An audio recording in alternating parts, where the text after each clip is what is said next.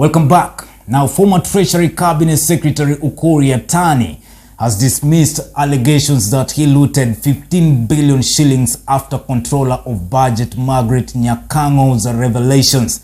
North Rift leaders led by Kapseret Member of Parliament Oscar Sudi have come out to request President Ruto to keep going for all those who have been alleged to have looted country's billions.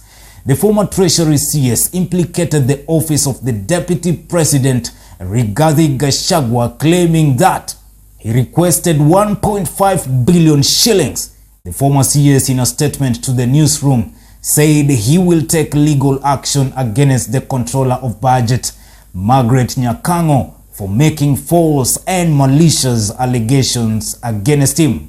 Mesh Msimbi brings us more.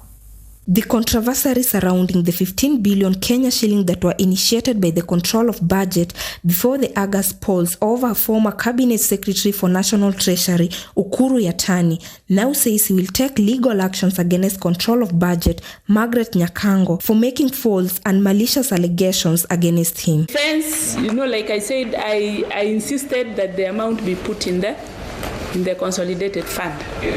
Yes. And you went ahead and approved? And I went ahead and approved. In a statement issued on Wednesday, Yatani denied that he had pressured her to make unauthorized payments during his time in office and described the claims as false, malicious, and actionable in law. Additionally, he claimed that the Control of Budget portrays of his acts as intended to promote the theft of public funds was slanderous and derogatory of his character and his many years of professional service to the public. I have to use a lot of discretion, and I'm also human.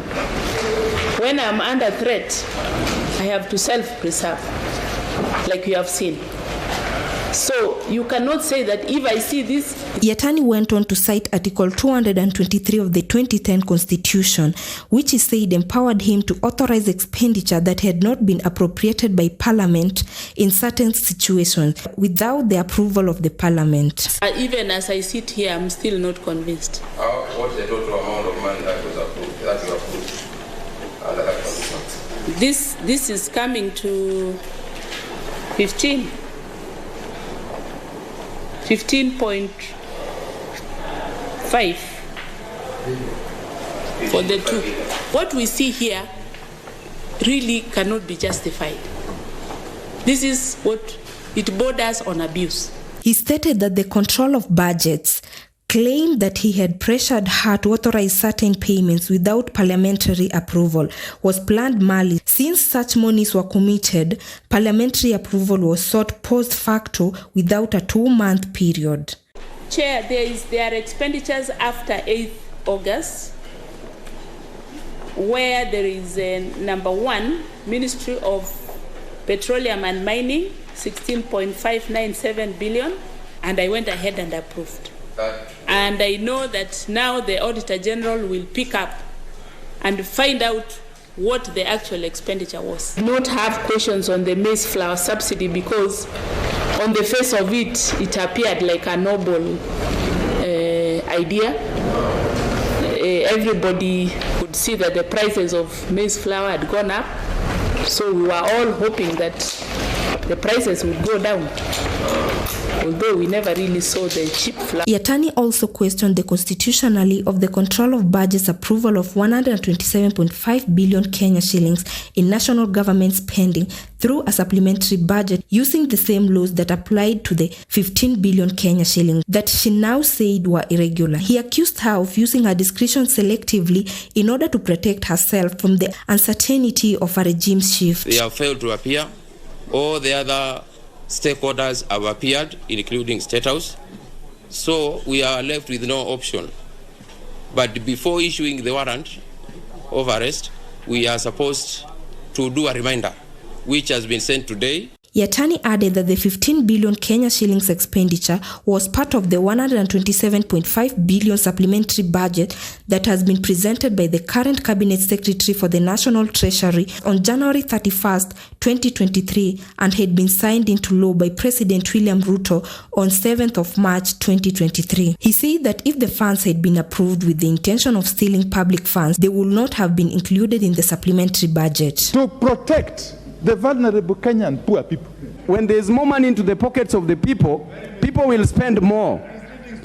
And as people spend more, Mr. Speaker, the demand increases. With an increment in demand, there will be an increment in supply. Yatani defended the expenditure, saying that it has been allocated to fuel and maize subsidies to cushion families during unprecedented high food and fuel prices, as well as the construction of the Lamu-Garissa and Garissa-Isiolo roads, which were of national security importance. We have been able to condense our appetite and our physical deficit, Mr. Speaker. He also cited that the construction of modern referral hospital facilities for the Kenya Defence Forces, which was recently opened by President Ruto, as a legitimate use of the funds.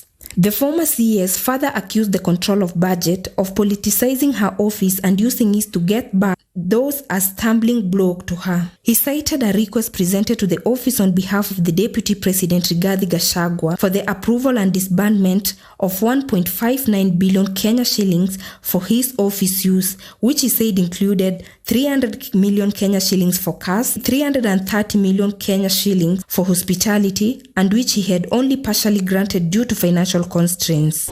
Ndio pesa ilikuwa inaletwa na magunia, inawekwa kwa ndege, inapelekwa kwa mtu nyumbani, inapelekwa kwa mwingine. Yatani questioned whether the control of budget had weaponized her office to get back at those seen as obstacles to her under the new administration. Defense CS Eden Duale has told off former Treasury CS Ukuru Yatani over his claim that the 15 billion Kenya shillings by the control of budgets was done within the law, saying no request for the approval of such funds was made to the 12th Parliament when he was the majority leader, as claimed by Yatani. They have failed to appear.